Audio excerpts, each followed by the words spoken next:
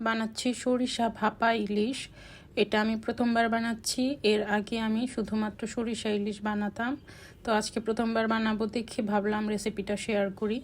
প্রথমে আমি লবণ, হলুদ এবং মরিচ গুঁড়ো মেখে ম্যারিনেট করে রাখবো মাছটা 15 মিনিট। আর এই ম্যারিনেশনের টাইমটায় আমি আরেকটা কাজ করব, সেটা হচ্ছে পেঁয়াজ, কাঁচামরিচ, একটু হলুদ আর সরিষা ব্লেন্ড করে নেব।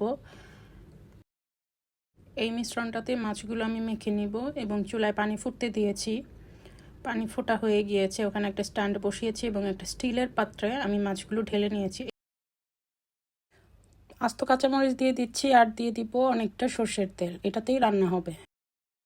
মশলা কিন্তু খুবই সিম্পল, তেমন কোনো মশলা ইউজ করতে হয় না। ঢেকে দিয়ে শিল চাপা দিয়ে দিয়েছি যাতে ভেতরে পানি না যায়, যদিও যাওয়ার সম্ভাবনা একেবারেই নেই। আর আমি এটা ভাপে রান্না করব 25 থেকে 30 মিনিট, এর কম রান্না করব না। অনেকে বলবে 5 মিনিট 10 মিনিট হয়ে যাবে, বাট যদি মজা খেতে চান তাহলে অনেক বেশি সময় নিয়ে ভাপে দিবেন। ধোয়া ওঠা গরম ভাতের সাথে সার্ভ করব ভাপা সরিষা ইলিশ, খুবই মজা।